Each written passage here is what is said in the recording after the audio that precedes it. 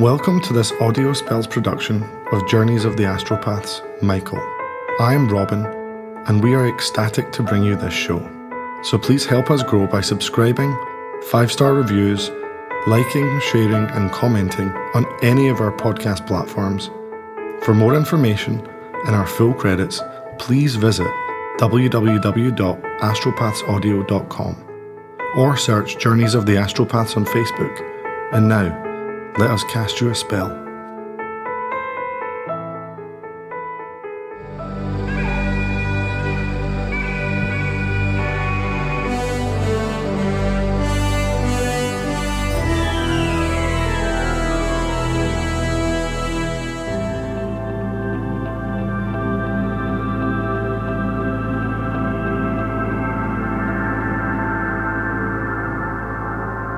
I just needed a second. Okay, yeah, and a single malt scotch. Neat. Wine isn't gonna cut it. Not for this part. So here it ends. I mean, the ending of my beginnings, if that even makes sense. Terrence Smithson had turned back to Casandra, examining her, not as a doctor, but as a grieving lover. He touched her cheek, gently avoiding the tube that descended from her mouth. When he turned back to me, my entire life changed. His green eyes met mine, and a surge of energy tingled up through my toes and rested in my scalp as the door to his mind opened wide to me. I didn't know what reading a mind would be. I guess I'd assumed it was like reading a page of text, with anecdotes and asides or something, maybe some highlighting. I mean, come on, I never believed anyone could do it anyway. So, how do I put this into words? I was bound to Terrence with a kind of energy tether, a pulse, if you will, that bound my mind to his. If you've ever felt during a dream that you were absolutely not dreaming, and that this reality was your everyday life, it is a bit like this, as their thoughts are their reality and you see it in vivid pictures, both from their point of view and how they see themselves being observed.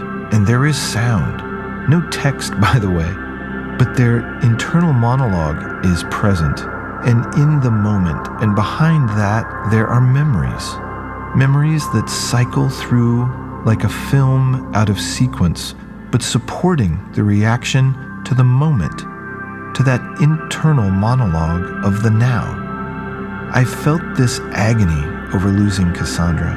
I saw him talking to her in his office that fateful day he asked her to look at him. I saw it through his eyes, my sister's lovely, shy face. I saw them walking along a city street in front of the Mayan movie theater. I saw them kissing, awkwardly, in his Volvo parked along the curb of a quiet street. Saw them taking a swim together, cooking breakfast in t-shirts and underwear, and all of it through his eyes. I even saw her getting undressed to get in bed with him, doing a goofy striptease with her thick winter socks, and it was there that I pulled myself away from this union. The force of which, as I had no training yet, threw me backward and I collapsed onto the chair behind me. Marlow knew what was happening. He read Terrence's confusion with my reaction, because to Terrence, nothing had happened between us, except I'd looked into his face for a second and then fell backwards as if I'd been caught by a punch to the jaw. You see, when I'm reading someone's thoughts, it's fast, really fast. Time doesn't speed up or slow down. It's just that we can process information zooming at us at nearly lightning speed, like watching a movie on fast forward max. But somehow, the information absorbs vividly.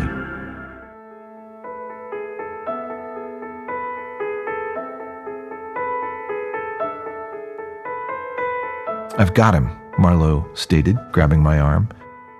"He's dizzy with the drugs. I'll get him back to his room." He got me to my feet. "Thank you," Terrence said. Marlow just smiled.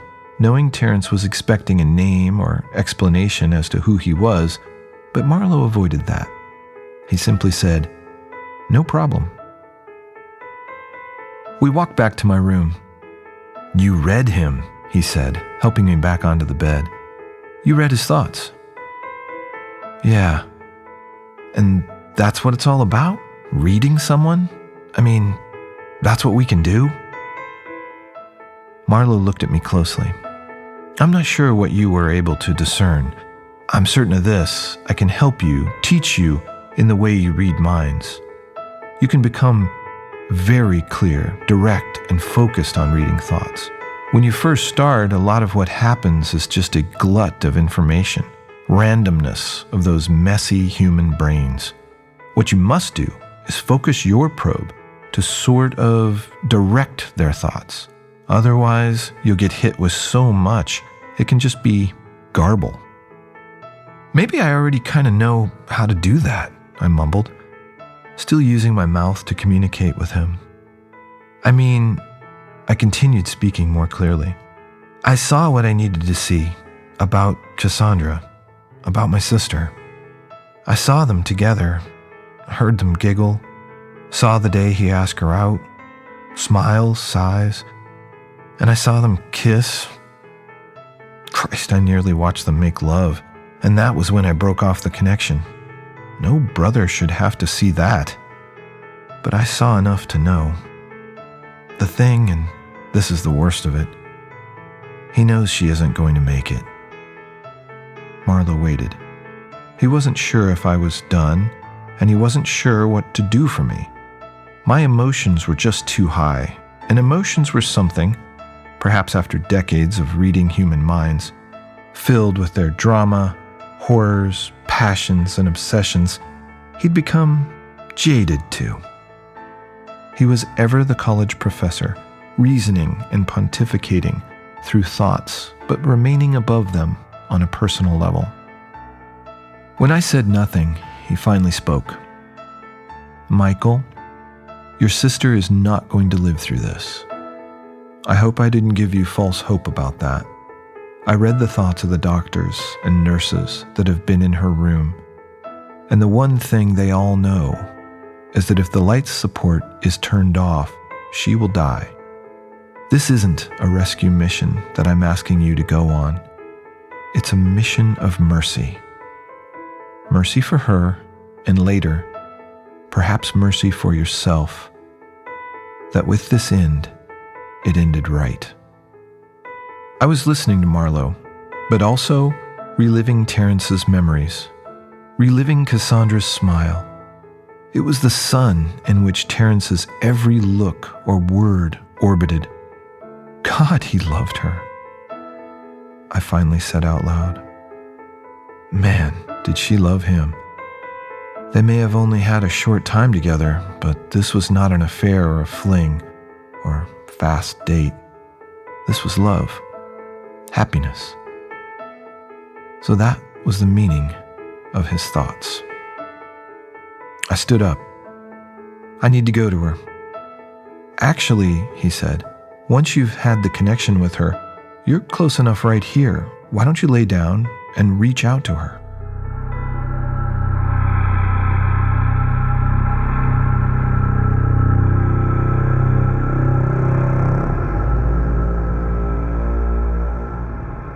Moments later, I was once again in the backyard of my youth.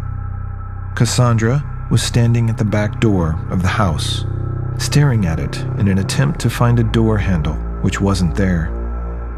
"Mikey," she greeted me, "the door won't open. I've knocked and I've searched all over for the handle, but there isn't one, and no one will answer." "We were never meant to be in there, Casandra. That's why that door stayed shut," I told her. She looked closely at me. Maybe you're right. Casandra turned, jumping off the small stone porch, and landed next to me on the grass. She giggled, and then her laughter seemed to shake her body up from her knees. She was quivering, and then it intensified to nearly a seizure as spasms ravaged her. Casandra, are you okay?" I cried, reaching out to her, but she stepped away from me. The pain comes sometimes. It goes. I can take it. I'm fine. Behind her in the yard, nothing remained. Not the fence or the fort or the swings or any random items from some summer day. She saw my concern. She blinked as if trying to remember something. Swings, yes, we were on swing last time, but nothing appeared. Nothing changed, and her shoulders sagged with her inability to conjure the past and comfort her brother. Tell me about it. I don't remember, Mikey. I know the word, but not the... She was searching for that strength, that power she'd always had in every part of my life, that amazing will she'd had to keep two kids on their own, moving forward, believing, and united. Sis, I began, we're all we've ever had. She completed it for me, and all we'll ever need. But then I motioned for her to be silent, and I spoke with a strength I'm not sure I knew I had. That will never change, and will always be. You pulled me through our childhood, and you protected me and guided me, and mostly you made me strong. But now you need to believe I'm strong. I'm not that little boy anymore. You can believe I'll be okay. Let me take care of you. Let me let you go.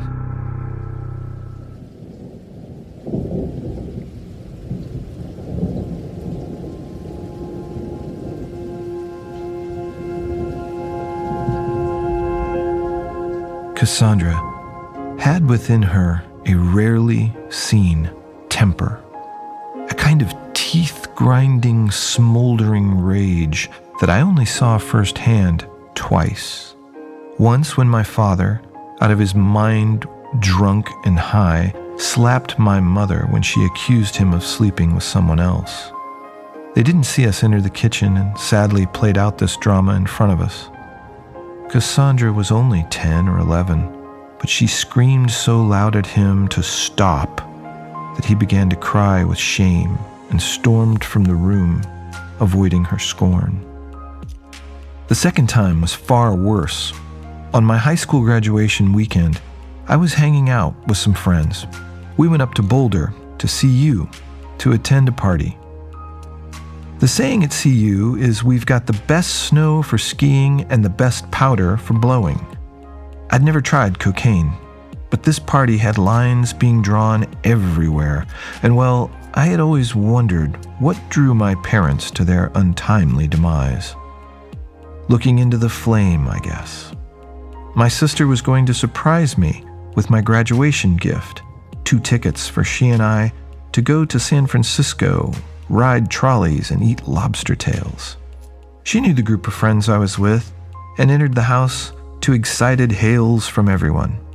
But when her eyes fell on me, white powder smeared about my nostrils and lines formed on the mirror in my lap, that crowd of partiers melted away when she glared over the din of music and chatter.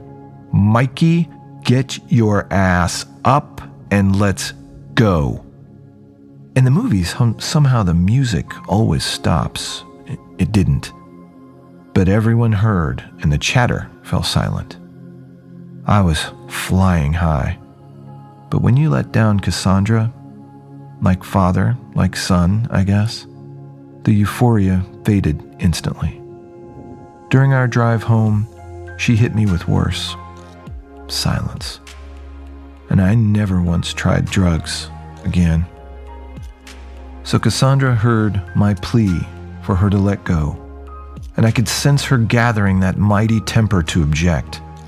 But her eyes locked on mine, and she was no astropath, but she read everything she needed to know in that stare. Then her face relaxed, as if the pain and struggle of everything in life was fading to a distant memory, a lost horizon. We're all we've ever had, and all we'll ever need. I love you, Mikey.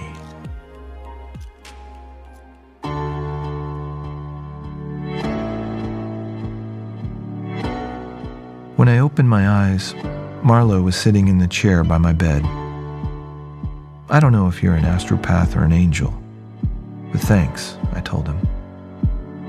Oh, I'm an astropath, and so are you, he assured me. I'm sorry for your loss, Michael. When you're ready, simply concentrate on me. We can begin your study. I was about to say thanks. He was already gone, knowing what I was going to say long before I said it.